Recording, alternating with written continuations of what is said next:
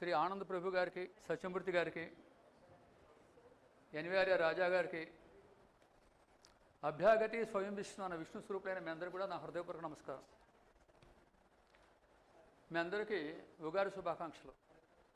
రామాయణ తత్వరహస్యం గురించి చెప్పమన్నారు. సుమారు ఇది ఒక 3 రోజులు నడిచేటువంటి వ్యవహారము, కానీ 30 నిమిషాల్లో క్లుప్తంగా చెప్తాను. ద్వివిద్యే వెదితవ్యం పరాచైవ అపరాచః. A man cannot be called truly educated if he doesn't have exposure to 2 kinds of intelligence, parachaiva and aparachaha. Ihaloka vidya and paraloka vidya, material sciences and metaphysical sciences. ఈ రెండు ఉన్నప్పుడే వాళ్ళని పూర్ణ విద్యావంతులు అంటాం. అవర్స్ ఈజ్ సనాతన ధర్మ, వేద ధర్మ, ఆర్ష ధర్మ, హైందవ ధర్మ. And our epitome is dharmo rakshati rakshitah. Live the values, and values in turn will protect everybody. And West is excelling in science, physics. East is excelling in metaphysics. Where physics ends, philosophy begins. Where matter ends, metaphysics starts. And India is the world capital of spirituality. Sorry. మనందరికీ తెలుసు అవతారాలు 10 ఉన్నాయి. ఖరాంగుడి నఖోత్పన్న నారాయణ దశాకృతి లలితాసహస్రనామంలో చెప్పారు, గీతలో చెప్పారు, యదా యదా హి ధర్మస్య గ్లానిర్భవతి భారత. ఎప్పుడైతే ఆ ధర్మం పెరిగిపోతుందో ధర్మం స్థాపించడానికి నేను వస్తా అని చెప్పి. అయితే ఇవాళ టాపిక్ రామాయణ తత్వరహస్యం. రామాయణం అంటే ఏంటి, తత్వం అంటే ఏంటి, రహస్యం అంటే ఏంటి? నగురోరధికం తత్వం నగురోరధికం తపః తత్వజ్ఞానాత్ పరం నాస్తి తస్మై శ్రీ గురవే నమః. కొన్ని వేల ఫిలాసఫీ పుస్తకాల సారాంశం ఒకే మాటలో చెప్పాలంటే ఏం చెప్పాలి? కొన్ని వేల గ్రంథాల యొక్క సారాంశం ఒక మాటలో చెప్పాలి. భారతీయ తత్వశాస్త్రము. త్వం మీరందరూ కూడా తత్తా పరాబ్రహ్మే ఉన్నారు, మీకు పరాబ్రహ్మకి ఏ రకమైన తేడా లేదు అన్నదే అన్ని ఉపనిషత్ గ్రంథాల యొక్క ఎస్సెన్స్. రామాయణం అంటే ఏంటి? ఆయనం అంటే రావడం. రాముడు వచ్చాడు, ఎక్కడి నుంచి వచ్చాడు? విష్ణులోకంలోంచి భూమికి దిగొచ్చాడు. వచ్చినటువంటి రామ ఆయనం మనిషిగా దిగాడు భగవంతుడు, మళ్ళీ విష్ణుమూర్తిగా వెళ్ళిపోయాడు. కాబట్టి రామాయణం ఏం చెప్తోంది? మన కథ చెప్తోంది, మన దేహ నిర్మాణం చెప్తోంది. మనం ఎలా వచ్చాం? సృష్టిలోంచి వచ్చాం. మీకు తెలుసా? మీ ఇంటెలిజెంట్ ఫెలోస్, మీ బ్రెయిన్ ఎలా తయారైందో మీ గర్భంలో మీకు తెలుసా? మీకేమీ తెలియదు. విశ్వమే మిమ్మల్ని సృష్టిస్తోంది, విశ్వమే మనం నడిపిస్తోంది. కాబట్టి మీరు ఎలా వచ్చారు? ఆ సృష్టి నిర్మాణం చెప్పేది రామాయణం. మనం మోక్షం ఎలా పొందాలి అది చెప్పేది కూడా రామాయణం. చెప్పడంలో తత్వం చెప్తుంది మీరు అదే అని. రామాయణం అంటే రాముడు వచ్చినటువంటి కథ చెప్తుంది. ఇది రహస్యం. రహస్యం అయితే మనతో చెప్తున్నాం. ఇక్కడ రహస్యాలను ఎక్కడ లేవు ప్రపంచంలో. ఎంత ఓపెన్గా చెప్పినా కొన్ని అర్థం కావు, అదే రహస్యం అంటాడు. మీరు ఎంత చదువుకున్నా కూడా చదివినట్టే ఉంటుంది, కానీ దాని తత్వం బాధపడదు. దాన్నే రామాయణ రహస్యం అన్నారు. అయితే ఈ అవతార ఉద్దేశం ఏంటి? ప్రతి అవతారానికి ఒక ఉద్దేశం ఉంటుంది. ముఖ్యంగా అందరికి కూడా ధర్మరక్షణ, దుష్ట శిక్షణ. కానీ రామాయణానికి 3 లక్షణాలు ఉన్నాయి. నెంబర్ 1, సృష్టి నిర్మాణ రహస్యం. అసలు మనం అంతా ఎలా తయారాం, కోటాను కోట్ల విశ్వాలు ఎలా తయారయ్యాయి, అది ఫస్ట్ చెప్తుంది. అది తర్వాత ధర్మ సమాజ స్థాపన చెప్తుంది. 3 మోక్షాన్ని సిద్ధించేటువంటి ఉపయోగం చెప్తుంది. వాల్మీకి చెప్తాడు ఒక శ్లోకంలో, ఆత్మానం నన్ను నేను కృత్వా తయారు చేసుకున్నాను, చతుర్విహ 4 రకాలుగా చేసుకున్నాను అన్నాడు. ఈ 4 రకాలతో పాటుగా 7 లోకాలుగా 14 భూములుగా చేసుకున్నాం. ఇందువల్ల 7 ఉండాలి. ఫిజిక్స్లో కానీ సైన్స్లో కానీ ప్రతి చోట 7 ప్లేన్స్ ఆఫ్ ఎగ్జిస్టెన్స్ ఉంటాయి, సైన్స్లో కూడా. అందుకనే తిరుపతి 7 కొండలు, 7 గ్రహాలు, 7 ఋషులు, కాబా చుట్టూ 7 రౌండ్లు కొడతాం. క్రిస్టియానిటీ 7 రోజుల్లో క్రియేట్ అయింది. పెళ్ళైతే సప్తపది 7 అడుగులు నడుస్తాం. మనిషి పోతే పాడికి 7 గట్లు కడతారు. బతుకమ్మ పండుగలో 7 చుట్లు చుడతారు. 7 is a divine number. So where planes of existence stop at 7. ఈ 7 లోకాలంటే ఎక్కడున్నాయి? వరుసగా ఉన్నాయి. వర్టికల్గా భవనంలో ఉన్నాయా? లేదు, మనలోనే అన్ని లోకాలు ఉన్నాయి. ట్రాన్సెండెన్స్.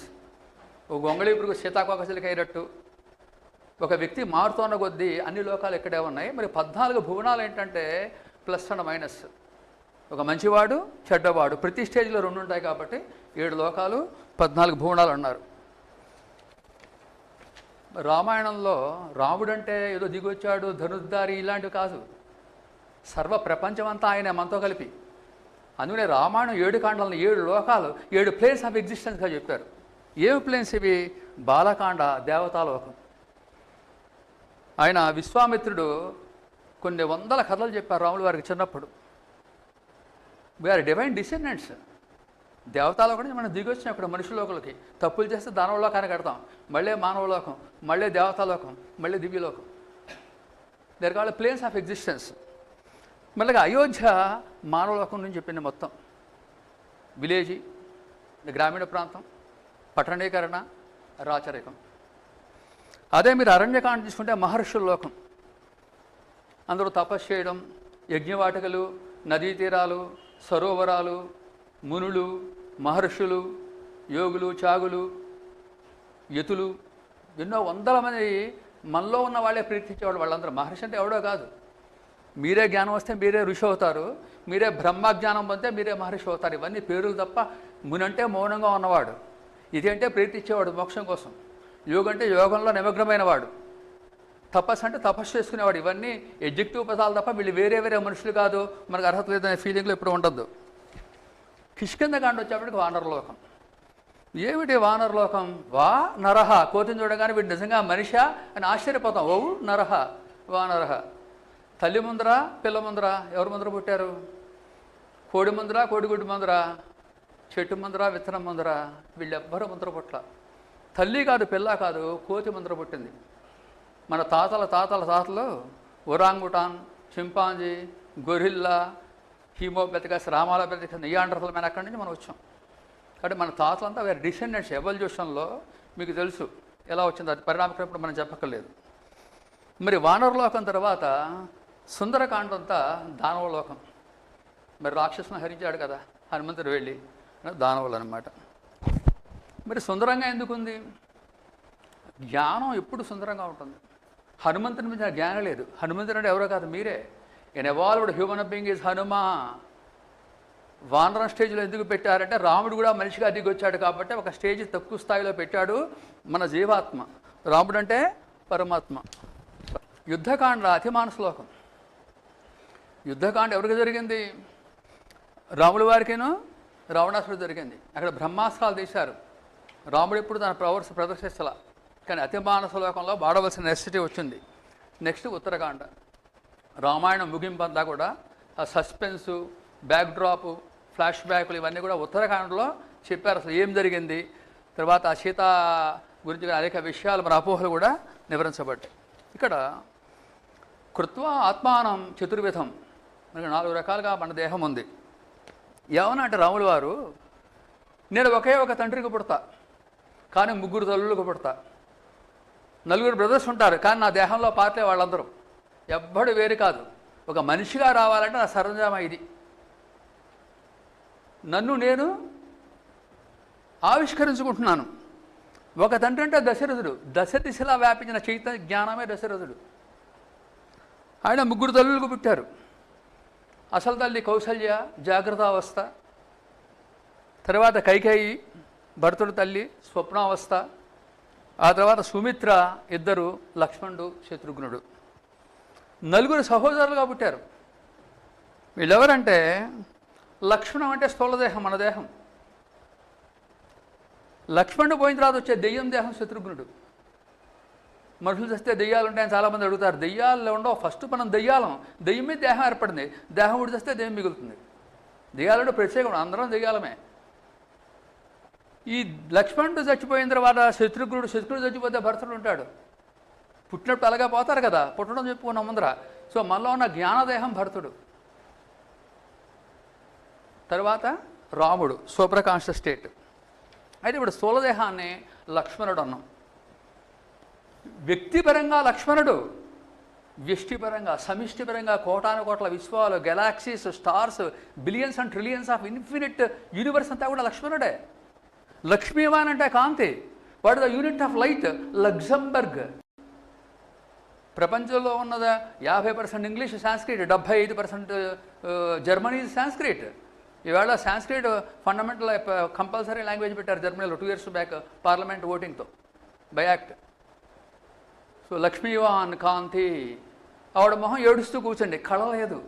ఎందుకు లేదమ్మా ఏడుస్తూ కూర్చున్నావు? నా గంపెడు పిల్లలు ఉన్నారు, డబ్బులు లేవు, ధనలక్ష్మి మిస్సింగ్. ఇంకో ఆవిడకి డబ్బులు ఉంది, పిల్లలు లేరు, సంతానలక్ష్మి మిస్సింగ్. సో మేషం నుంచి వృశ్చికం దాకా ఉన్న 7 కూడా మేషము ఆదిలక్ష్మి, వృషభం ధనలక్ష్మి, మిథునం వీరలక్ష్మి, కర్కాటకం వాటి ధాన్యలక్ష్మి, సింహం సంతానలక్ష్మి, కన్య విజయలక్ష్మి, తుల కళ్యాణలక్ష్మి అండ్ మహాలక్ష్మి, వృశ్చికం డెత్ సౌభాగ్యలక్ష్మి. ఇన్ని రకాలుగా ఉంటే కానీ నీకు మెటీరియల్ వెల్త్ ఉండదు. ఆ మెటీరియల్ వెల్త్ లేకపోతే లక్ష్మీవాన్ మొహంలోంచి ఫోకస్ కొడుతుంది. లక్స్ సోప్ అంటాం, అంటే ఫోకస్ కొడుతోంది. డబ్బునాడు మొహంలో కపాలభాతి లక్ష్మీప్రదంగా ఉందంటే ఆనందంతో ఒక రకమైన కపాలభాతి వెలుగు వస్తుందన్నమాట. వాడు లక్ష్మణుడు దేహము, వాడు సంకర్షణ శక్తి, వాడి క్రియాశక్తి. నువ్వు ఏ పని చేయాలన్నా కూడా దేహంతోనే చేయాలి. నెక్స్ట్ సూక్ష్మదేహాన్ని శత్రుఘ్నుడు అన్నాం. దెయ్యం వాడి, దెయ్యం తెల్లచీర కడుతుంది, దేవతలు తెల్లచీర కడతారు, దేవుడు తెల్ల డ్రెస్ చేస్తాడు. డ్రెస్ కోడ్ ఉంది ఇలా ముగ్గురికి. ధీ అంటే కాంతి, ధీ అంటే వెలుగు, శత్రుఘ్నుడు అంటే వెలుగుబాడి తేజస్సు. కాబట్టి ఎప్పుడైతే ఈ తేజస్సు ఉందో, ఈ ధీ అంటే దీపావళి, దివిటి, దీపము, ఈ కాంతి దేహాలని కూడా మన శత్రుఘ్నుడు అంటాం. మరి విశ్వం మొత్తంలో పాలపంతం ఉంది. పాలపంతలో పెరుగు పంతలో పెరుగు సముద్రాలు లేవు అక్కడ. పాలపంత అంటే మిల్కీ ఓషన్. ఒకసారి ఆకాశం పిలిస్తే కోటాను కోట్ల ఇన్ఫినిట్ డిస్టెన్స్ వస్తుందట, పాల తెల్లటి వెలుగు వ్యాపించి ఉంటుంది. ఆ తెల్లటి వెలుగునే వీళ్ళు పాల సముద్రం అంటారు. అది విశ్వ తేజోరూపము, అది అనిరుద్ధ శక్తి. లక్ష్మణుడు దేహబలము, శత్రుఘ్నుడు మనోబలం. మనమే బ్రహ్మాండాన్ని శరీరతే. ఆయన జ్ఞానానికి మొహం కాంతి కొడుతోంది, సువర్చస్సు. అందుకని ఆయన పేరు సువర్చల అని పెట్టారు, వాళ్ళ వైఫ్ పేరు. నిజంగా సువర్చల వైఫ్ కాదు అక్కడ. ఆయన జ్ఞానం ఉన్నవాడు, మంచి ఉన్నవాడు, ధర్మం నాడక మొహం వెలుగు కొడుతుంది, లక్ష. అది సువర్చల. మరి వేదాంగులు చేసుకుని ఆంజనేయుడు అంటే ఒక ఆంజనేయుడు అంటే కోతని ఒక రూపమని ఇలాంటి ఏం లేదు. దేవుడికి రూపాలు ఉన్నాయి లేవు, అన్నీ సత్యమే. మీరు ఎప్పుడైతే పరాప్రకృతితో మీరు ఉంటారో అష్టసిద్ధులు మీకు వస్తాయి. అర్థమైందండి? నాకు కూడా చెప్పుకోవడం తెలీదు. నా కళలో ఆంజనేయుడు కల్పించి ఈ క్లూస్ అన్నీ ఇచ్చాడు ఆయన నాకు. లేదా ఇంత డెప్త్గా పుస్తకాల్లో లేవు. మీకు అర్థమైందండి? అలాగే రాజాగారు తెలుసు, అష్టసిద్ధులో నాకు 4 సిద్ధులు కూడా ఇచ్చారు. వర్షం పడే సిద్ధి,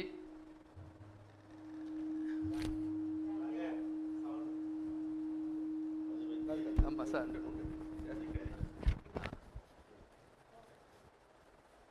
అలాగే 50 కేజీల స్వీట్లు ఏదైనా ఉంటాం. ఇవాళ ఫలానా స్వీట్ రావాలి ఇంటికి వస్తుందండి. అంటే మీలో ఏదైనా అర్హులు ఉన్నవాళ్ళు ఉన్నవారంటే ఎప్పుడైనా వారి పర్మిషన్ తీసుకొని మీకు ఆ సిద్ధులు వచ్చే ఇదేం సీక్రెట్ కాదా, ఒకడే కాదా, మా ప్రపంచంలో అందరూ అర్హత ఉంది. సన్మార్గంలో మీరు వాడుకుంటారంటే యోగ సిద్ధులు ఎలా వస్తాయి కూడా నేను క్లాస్లో చెప్తాను. నాకు అలా సుమారు ఒక 2000-3000 ఇష్యూస్ అలా జరిగాయి. రాజాగారికి తెలిసేవన్నీ.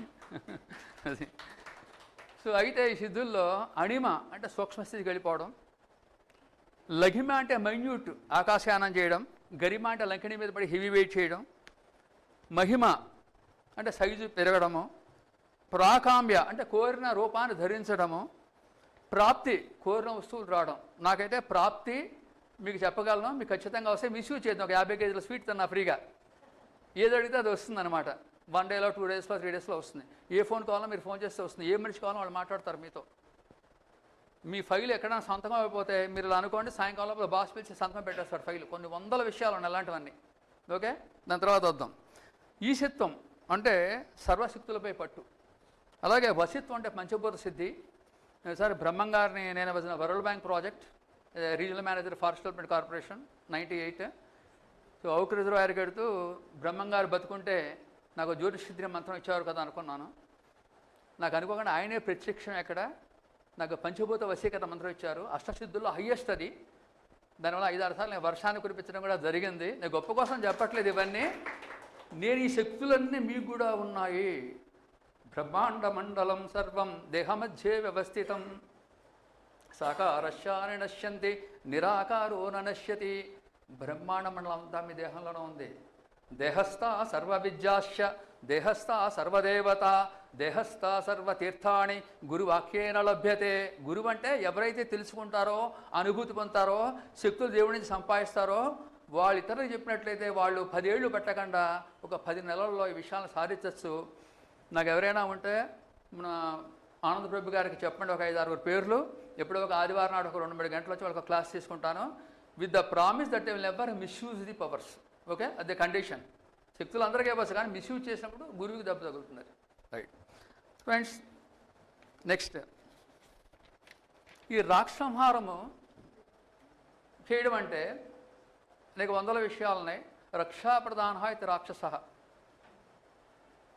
మనలో అష్టమదాలు ఉన్నాయి. సిద్ధులకి అర్హత ఏంటంటే అష్టమదాలు ఉండకూడదు. కులమతం నువ్వైనా బాండ్ రాసుకు పుట్టావు, ఏ మతంలో పుట్టాలి, ఆ కులంలో పుట్టాలి, నీ లక్కు బాగుంది ఓనర్ ఇంట్లో పుట్టావు, లేకపోతే సర్వెంట్ మేడింట్లో పుడతావు. నువ్వు మొగ్గా పుట్టాలా, ఆడుగా పుట్టాలా, ఏ దేశంలో పుట్టాలి, ఎంత అందంగా పుట్టాలి, నాకు నీ చేతిలో ఏమైనా ఉంది అసలు? లేదాన్ని గర్వం ఏంటి, నీ రెడ్డి నీ రాజు ఏంటి బొంద కులం?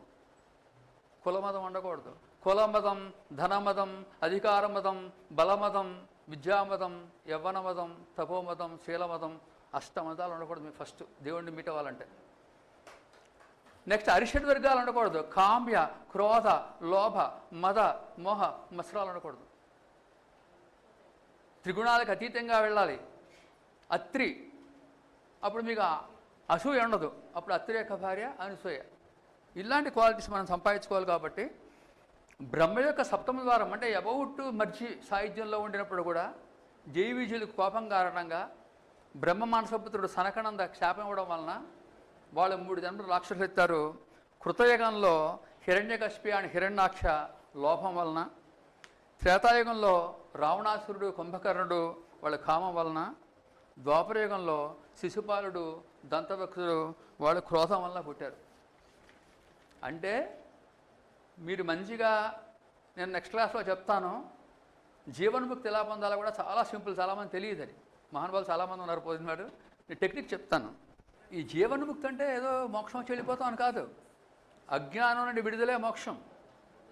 జీవన్ముక్తి అంటే దేహంలోకి రాకుండా ఉండడమే. కొన్ని లక్షల జన్మల బయట దేహం బయట ఉన్నాయి. కొన్ని లక్షల జన్మలు ఉంటాయి దేహం బయట. Death is not the end of everything. Death is transition from one body to another body. Death is discontinuous, life is continuous and there is no death. ఎవరైతే చావు లేదని తెలుసుకుంటారో వాళ్ళందరూ మృత్యుంజయలే. ఏదో మృత్యుంజయ పని చేసేస్తే రూపాయి 50 200 బతుకుతారనే ఫీలింగ్లో ఉండకండి. మృత్యుంజయుడు అంటే సావు లేదు అని తెలుసుకున్న వాడికి యముడు ఏం చేయలేడు. ఎందువలన దేహం వస్తుంది, ఊడితో వస్తుంది. మనం ఎక్కడికి పోతాం? మనం ఎప్పుడూ ఉన్నాం చిరకాలం. దేవుడితో పాటు పుట్టాం, దేవుడితో పాటే పోతాం. దేవుడికి అంతం లేదు, ఆది లేదు, ఎండ్ లేదు. ఇది సత్యం. మరి రాక్షసంహారంలో బాలకాండలో సుబాహుని తాటకని ఇవన్నీ మనం కాలయాపనలు ఎక్కడ దాటేస్తాం, ఎవరు అని చెప్పాలని వద్దు. అయితే అపవాద నిశ్శేషలు చెప్పుకున్నాం. చాలామంది రామాయణ విశ్వక్షణ ఒక ఆవిడ రాసింది. తప్పు లేదు చెప్పేవాళ్ళు లేక, అమ్మ ఇది కాదు నువ్వు అనుకున్నది కాదంటే స్త్రీలకు ఆపోజిట్గా రాశాడు. సీత అగ్ని ప్రవేశం ఏంటి, ఆ భూ ఏంటి, వీడు వదిలేయడం ఏంటి, ఇలాంటివన్నీ అంటే అల్పజ్ఞానంలో చాలామందికి తెలియక మనం చెప్పాలి కదా. చెప్పకపోతే వాళ్ళకి ఏం తెలుస్తుంది? వాళ్ళు చెప్పింది కరెక్టే, కానీ మనం చెప్పాలి. పండితులు అన్న వాళ్ళు చెప్పాలి. నేను పండితుడిని కాదు, సరదాగా చదువుకున్నాను. పెద్ద పండితులందరూ చెప్పాలి. ఏం చెప్పాలి? వాళ్ళని దొంగసారిగా కొట్టాడు రాముడు అంటాడు. వాళ్ళంటే ఎవడండి? వాలం అంటే తోక, సుగ్రీవుడు అంటే మెడ. ఇది నెగిటివ్ పొలారిటీ, కామ పొలారిటీ. ఇది పాజిటివ్ పొలారిటీ. ఇది కామము, ఇది ప్రేమ. కామతత్వం అనే వాళ్ళని ప్రేమతత్వంగా మార్చుకుంటే సుగ్రీవుడు అవుతాడు. అక్కడ నువ్వు కామ్యాన్ని జయించలేవు, దాన్ని దొంగ దెబ్బ కొట్టాలి. అంటే ఈ కామం పోదు కాబట్టి దానికి ఇంకో ఆహారం అందివ్వాలి. ధ్యానం చేసుకోరా, శివుని చేసుకోరా అంటే మనం డైవర్షన్ చేయాలి. అది దొంగ దెబ్బ కొట్టడం అంటే ఇవ్వాలి. దేవుడికి ఏం పని లేదు, ఒక దెబ్బ డైరెక్ట్గా కొట్టి చంపలేడా? సో ఉత్పత్తి అర్థం తీసుకోండి. తర్వాత అసలు వాలి ఎవడు కొడుకు? ఇంద్రుడు కొడుకు. ఇంద్రుడే కంచిగా పుట్టాడు. ఇంద్రుడు అంటే ఇంద్రియ భోగం, వాడే ఇంద్రుడు. కాబట్టి వాలి మూలాధారం అంటే స్వాధిష్టానం, సెక్స్ సెంటరు. సుగ్రీవుడు అనాహతం అంటే విశుద్ధ ప్రేమ సెంటరు. కాదు, అది అపవాదం కాదు. తెలియగల అంటారు దొంగ దెబ్బ కొట్టని. మూడోది సీతాదేవికి అగ్ని పరీక్ష, ఏదో చేసిటి పరీక్షలాగా. ఇదంతా అవసరమా? ఇలా కాదు. అగ్ని అన్నిటినీ దహిస్తుందండి. ఏమన్నా అడ్డొస్తే కొన్ని ఆపుతుందా? ఏది కనపడితే దాన్ని దహించేస్తుంది. జీవాత్మ సీత మన జీవుడే ఆత్మే సీత. ఎంతకాలం అయితే మనలో వాసనలు ఉన్నాయో అంతకాలం పునర్జన్మ ఉంటుంది. సో ఈ సీత అనేటువంటి ఆంజనేయుడు అంటే ఏంటి? జ్ఞానం. ఈ జ్ఞానంతో మనలో ఉండేటువంటి ఇందాక చెప్పినటువంటి దుష్కృతులన్నీ కూడా తీసిపడేసినట్లయితే వాళ్ళు అగ్నిలో పడేసినా ఏం కాదు, అగ్ని పునీత అంటాం. అంటే మనలో నెగిటివ్ మలినాలు ఉన్నంతకాలం అగ్ని దహిస్తుంది, కానీ మనమే ప్యూర్ అయితే అగ్నిని దహిస్తుందా? అగ్నిష్టమ విద్య, మనమే అగ్ని. సీతాంవారు సాక్షాత్ అగ్ని, ఆవిడ మళ్ళీ దహిస్తుందా? కాబట్టి అగ్ని ప్రవేశం చేయడం అంటే ఆవిడలో మలినం లేదు. సీత అంటే నీ మనస్సే. నీ మనసు మలినం లేనప్పుడు నువ్వే అగ్నిష్టం విద్య అవుతావు. Because mind is the manifestation of matter. స్థూలదేహం, సూక్ష్మదేహం, కారణదేహం మూడు కలిపితే మ్యాటర్ అయింది. అంటే లక్ష్మణ, శత్రుఘ్న, భరతో కలిపితే సీత అయింది. ఈ మనసు జ్ఞానం సంపాదిస్తే ఆంజనేయుడు అయ్యాడు, ఆంజనేయుడు ముక్తి సంపాదిస్తే రాముడు అయ్యాడు. Simple logic. అదంతా మీరే. మరి సీతాదేవి భూదేవి ఎక్కడి నుంచి వచ్చింది? భూదేవి నుంచే మైండ్ వచ్చింది. దేహం భూమి నుంచి వచ్చిందా రాలేదా? నువ్వు తిన్న కాయగూరలో పళ్ళు భూమి నుంచి వచ్చిందా? అది భూమిలో కలిసిపోతుంది అంటే గొప్పే ఉంది. ఇప్పటికే నీ మనస్సు హైరేఖిలియాన్ కాన్షియస్లోకి వెళ్ళిందో ఈ దేహం భూమిలో కలిసిపోతే అక్కడ వచ్చింది. ఈ ఆత్మ రాముడితో కలుస్తుంది. అందువల్ల భూదేవి గడిపోయింది. అక్కడే సపరేషన్, వియోగాలు, పంపించేయడాలు లేవు అక్కడ. నెక్స్ట్ మహాకారణ దేహం. ఇప్పుడు రాముడు వస్తాడు. ఈ శ్రీరాముడు అంటే వ్యక్తి చైతన్యం అనేది మనది, మనలో ఉన్న రాముడే. విశ్వ చైతన్యం అంటే విశ్వంలో ఉండేటువంటి రాముడు. చైతన్యము, సచ్చిదానందము, చిత్ చైతన్యము, అది రాముడు. స్థూలదేహం ఫిజికల్, శత్రుఘ్నుడు. తర్వాత physical, mental, subtle most. Subtle అంటే కాన్షియస్, రామ అంటే సూపర్ కాన్షియస్ స్టేట్. దాన్నే దివ్యశక్తి అంటాం, దాన్ని దివ్యజ్ఞానం అంటాం, వసుదేవ వ్యూహం అంటాం. ఇకపోతే సీతారాముల కళ్యాణం ఎప్పుడు చేస్తారు? భద్రారులో ప్రతి ఏడా చేస్తూ ఉంటారు. అవసరమా? ఇది సూచన. ఈ రకంగా ధరించండి, ఆచరించండి. కళ్యాణం అంటే ఏంటి? జీవాత్మ పరమాత్మతో కలిసిపోవడమే కళ్యాణము. అలా కళ్యాణాలు చేస్తూ ఉంటే ఎవరి ద్వారా తెలిసి ఓహో ఇదన్నమాట, ప్రతి జీవాత్మ కూడా ఉద్ధరించబడాలి, తరించబడాలి అనేటువంటి భావం వస్తుంది. జీవాత్మ పరమాత్మ ఐక్యతే సీతారామ కళ్యాణము. ప్రకృతి పురుషుల ఐక్యతే సీతారామ, లక్ష్మీ నారాయణులు, శివశివాణులు. ఇక రామ పట్టాభిషేకం అక్కడ అయిపోయింది. రాజరికం భరతుడికి ఇచ్చేశారు. మరి పట్టాభిషేకం ఇప్పుడు అవడం ఏంటి? ఎవరు పట్టాభిషేకం చేయాలి? ప్రతివాడు కుర్చీ ఎక్కితే కుదరదు. అక్కడ సింహాసనం ఎక్కితే ఒక కోతి చెట్టు మీద కూర్చుందిట, ఒక సింహం కింద గడ్డిలో బురదలో కూర్చుందిట. ఓ మునిడితో అంటే కోతి అనుకున్నట్ట, ఆహా నేను ఎంత పైన ఉన్నాను, పులిమ కింద ఉంది సింహాన్ని. ఇప్పుడు ముని అన్నట్ట, ఒరే నువ్వు ఉండదాసనం రా, సింహం ఉండదు ఉచితాసనం. సింహం గడ్డిలో కూర్చున్నా, బురదలో కూర్చున్నా, సింహం ఎక్కడ కూర్చుంటే ఆసీనుడు. సింహం ప్లస్ ఆసీనం సింహాసనం అవుతుంది. అది ఎక్కడ కూర్చున్నా. అలాగే రాముడు పట్టాభిషేకం చేయాలంటే విలువలు కావాలి మనకి. ఆ విలువలు వచ్చడానికి 14 ఏళ్ళు పడుతుంది. 12 ఏళ్ళు అరణ్యవాసం, 1 ఏడాది అజ్ఞాతవాసము. ఎందుకంటే 12 ఏళ్ళు జోడిక్స్ అయిన రిట్రోగ్రేడ్ +1, గురుడు రిట్రోగ్రేడ్ అయితే 12 + 13, 14 మీద రెడీ అవుతాను. ఫ్యాక్టర్స్గా 5 జ్ఞానేంద్రియాలు, 5 కర్మేంద్రియాలు, మనోబుద్ధి అహంకార చిత్తాలు. ఈ 5 + 5 + 10 + 13 పోతే 14 నా చిత్తం రిలీజ్ అవుతుంది. అప్పుడు నేను ఫిలాసఫర్ కింగ్. ఎవరైతే వ్యక్తిత్వం ఉన్నవాడు, సుగుణాలు ఉన్నవాడు రాజు అవుతాడో ఆ దేశం అదృష్టం చేసుకున్నప్పుడు అలాంటి వాళ్ళు రాజులు అవుతారు. కాబట్టి నేను రామరాజ్యాన్ని నిలకడపడానికి వచ్చాను, ధర్మస్థాపన చేయడానికి వచ్చాను. కాబట్టి ఫస్ట్ నాలోని దోషాలు పోవాలి. మీ అందరి దోషాలుగా పోయినట్లయితే మీరందరూ కూడా సింహాసనానే కాదు, ఇంట్లో ఒక గృహిణిగా, ఇంట్లో ఒక యజమానిగా, మార్కెట్లో ఒక టైం అయిపోయిందా? ఇంకా 5 minutes. విదిన్ 5 minutes అది క్లోజ్ చేద్దాం. ఇకపోతే ఆంజనేయ వైశిష్ట్యం చెప్పుకుంటే ఆయన బ్రహ్మజ్ఞాని, అష్టసిద్ధి. రాములు కలవాలంటే ద్వారపాలకుడు ఆంజనేయుడు. ఆపేస్తాడు. ఎందుకని ఆపేస్తాడు? ఆయన పనిలో కాదు. ఒరే నువ్వు నా అంత గుణాలుగా ఉంటే నీకు అర్హత వస్తుంది, కానీ నువ్వు నాతో కంపేర్ చేసుకో. నాకు అష్టస్థితులు ఉన్నాయి, జ్ఞానం ఉంది, బ్రహ్మజ్ఞానం ఉంది, సేవాభావం ఉంది, నిరంతరం హృదయంలో రాముడు ఉన్నాడు. అలా నువ్వు ఉంటే నువ్వు వెళ్ళిపోతావు. కాబట్టి అక్కడ గుర్తు చేస్తాడు ద్వారంలో, బాబు అంటే నీలో ఉన్న పరిణతి చెందిన జీవాత్మే ఆంజనేయుడు. కాబట్టి శ్రీరాముడు సుగుణాలు అందుకనే అనేకమైన పేర్లు వచ్చాయి. బాలకాండలో బాలరాముడు అన్నాం, అయోధ్యలో కళ్యాణ రాముడు అన్నాం, అరణ్యకాండలో కోదండరాముడు ధనుర్ధారి చెడును సంహరించడానికి, కిష్కందారిలో సుబిరాగరాముడు అన్నాం, సుందరకాండలో సుందరరాముడు అన్నాం, యుద్ధకాండలో శ్రీరాముడు అన్నాం, రుద్రకాండలో పట్టాభిరాముడు అన్నాం. మరి ధర్మ సమాజ స్థాపన కోసం బాలకాండలో గురుధర్మం ఉంది. విశ్వామిత్రుడికి చాలా సహాయం చేశాడు. ధర్మం 7+7 ఉన్నాయి. మరి అధర్మమో? పరశురాముడు అధర్మం చేస్తే సంహరించాడు, వాళ్ళకి బుద్ధి చెప్పాడు. అయోధ్యకాండలో దశరథుడికి పితృ ప్రేమ ఉండడం ధర్మం, కానీ వాళ్ళు సరిగ్గా బిహేవ్ చేశారా? మరి వాళ్ళకి పనిష్మెంట్ ఏంటి? దశరథుడు రామయోగంలో చచ్చిపోయాడు, అదైన punishment. Pain follows the sin that itself is the punishment. Kausalya అవమానభారంతో పనిష్ అయింది. అరణ్యకాండలో దైవధర్మం, యజ్ఞాన్ని కాపాడడం పాజిటివ్ ధర్మం, దానివల్ల సంహరించడం అది కూడా ధర్మం. కిష్కింధకాండలో మిత్రధర్మం. వాలి అనేటువంటి వాడి శత్రువు, వాడి సుగ్రీవుడు అనేవాడు మిత్రుడు కాబట్టి వాడు మిత్రధర్మాన్ని పాటించి వాలిని వధించాడు. ధర్మ సమాస్థాపనలో సుందరకాండలో క్షేత్రధర్మం. విభీషణుడికి రాజ్యం ఇచ్చేశాడు ఆయన. ఎందువల్ల విభీషణుడు పాజిటివ్ పొలారిటీ సత్వగుణం, రావణుడు రజోగుణం నెగిటివ్ పొలారిటీ, అక్కడ సంహరించబడ్డాడు. యుద్ధకాండలో యుద్ధధర్మం. ఉత్తరకాండలో రాజ్యధర్మం అంటే రామరాజ్య స్థాపన. రామరాజ్యం అంటే ఏంటి? మన ప్రధానమంత్రి కానీ చీఫ్ మినిస్టర్లు కానీ కొన్ని వందల మంది వేరే production sector, processing sector, service sector, ప్రపంచంలో 3 ఉన్నాయి.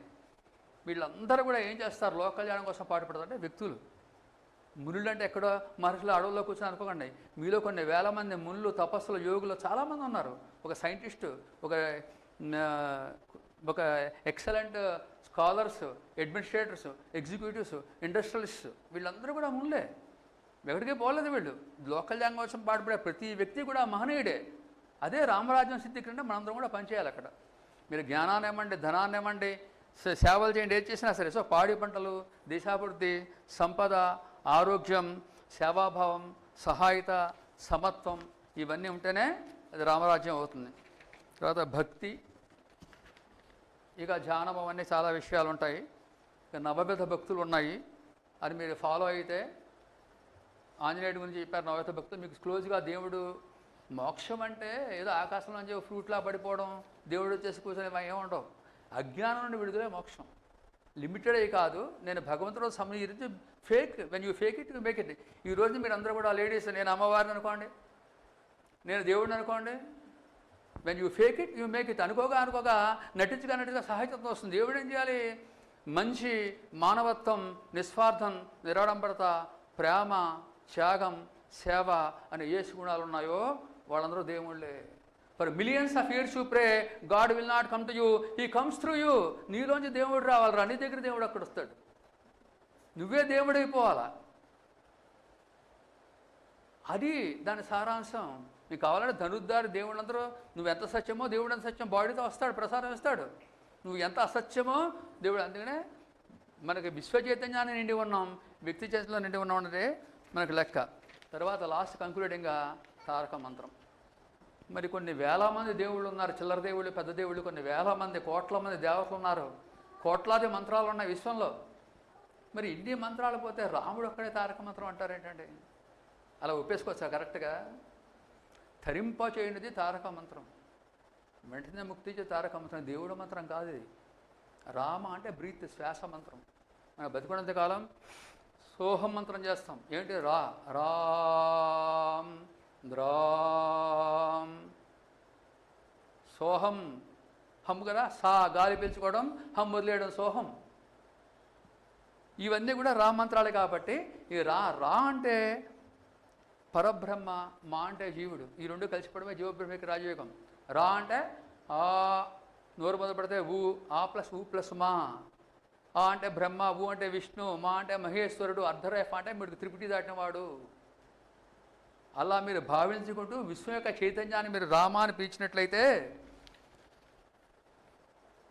ఆత్మ మంత్రస్య హంసస్య పరస్పరం సమన్వయాత్ యోగేన గతకామానం భావన బ్రహ్మసక్షసే.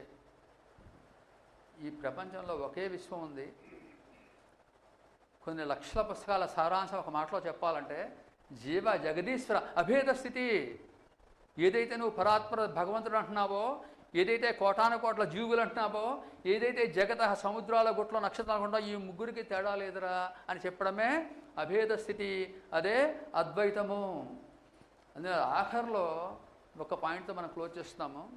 రాములు గారు అడిగారు ఆంజనేయుడిని, ఏమయ్యా ఆంజనేయ, ఇన్ని వందల విద్యలు తెలుసుకున్నావు, ఏ మానవ మాత్రం లేనంత ప్రేమ చూపించావు, సేవ చేసావు, సిద్ధులు పొందావు. నీకు అసలు ఏమర్థమైంది? నీకు అర్థమైంది ఏదో 2 ముక్కల్లో చెప్పన్నాడు. ఇప్పుడు ఆంజనేయుడు చెప్తాడు, రామా 3 మాటలు చెప్తాను, రైటో రాంగో వినండి అన్నాడు. అంటే మీరే ఆంజనేయుడు, దేవుడితో మీరు మాట్లాడితే ఈ 3 మాటలే మాట్లాడతారు. ఏం చెప్పాడు? దేహభావేన దాసోస్మి, నేను దేహం అనుకున్నప్పుడు నీకు దాసుడున్నాయా? జీవభావేన తదంశత, నేను ఎప్పుడైతే జీవుడు అనుకున్నా నీలో ఉన్న అంశనే కదా. ఆత్మభావేన త్వమేవాహం, నీ కూడా ఆత్మ అనుకుంటే నీకు నాకు తేడా ఉందా? నా హృదయంలో నువ్వు లేవా? నీ హృదయంలో లేలేనా? కాబట్టి ఎవరైతే ఈ ప్రపంచంలో నాకెవ్వరూ మీరు కనపట్ల, మీరందరూ కూడా శక్తి చైతన్యం. ఈ ప్రపంచం మొత్తాన్ని ప్రజలలో దేవుని చూడనివాడు దేవుని ఎక్కడ చూడగలడు? ప్రజాసేవలో పూజను గాంచిన వాడు ఏ పూజ చేస్తే ఏం ఫలితం? కాబట్టి ఉపవాసాలు, దీక్షలు, క్రతువులు, యజ్ఞాలు, యాగాలు ఇవన్నీ చేయమని దేవుడు అడగట్ల. మీరు మహా చేసేస్తే పుణ్యలోకి వస్తుంది స్వర్గం. స్వర్గం ఉందా? మీరు ఏమన్నా రెడీగా ఉంటే టూరిస్ట్ బస్సు, టూరిస్ట్ స్పాట్ తీసుకుపోతాను వస్తాయి. స్వర్గం అండ్ నరకం are not tourist places to visit, they are the states of your mind. నీ మనస్సు సత్యంగా ప్రకాశిస్తే మంచిగా ఉంటేనే స్వర్గం, రాంగుతో ప్రకాశించి దుఃఖంగా ఉంటే నరకం. ఈ 2 ప్లేసులు కావు. కాబట్టి మీరందరూ కూడా ఇన్ని మంత్రాలంటూ కాకుండా భగవంతుని మీద ధ్యాస పెట్టండి, ఎప్పుడైనా సిద్ధిస్తుంది. జ్ఞేయం తెలుసుకోవాల్సిన భగవంతుడు కానీ, జ్ఞానం తెలుసుకునే ప్రాసెస్ కానీ, జ్ఞాతం తెలుసుకునే నువ్వు కానీ ఎప్పుడైతే లుప్తమైపోతావో ఆ మరుక్షణమే మీకు సకల సిద్ధులు వస్తాయి, చైతన్యం వస్తుంది, ఆత్మసాక్షాత్కారం వస్తుంది. అంటే నువ్వు ఆత్మ అని తెలుసుకోవడం ఆత్మసాక్షాత్కారం అని ఏమంటారంటే, జ్ఞానం జ్ఞేయం తథా జ్ఞాతం త్రితయం నాస్తి వాస్తవం అజ్ఞానాద్ భాతి యత్రేదం సోహమస్మి నిరంజనః ఇతో న కించిత్ పరతో న కించిత్ యతో యతో యామి తతో న కించిత్ విచార్య పశ్యామి జగత్ న కించిత్ సో ఆత్మావబోధేన అధికం న కించిత్. So God bless you with all peace, prosperity, wealth, happiness and everything. Thank you.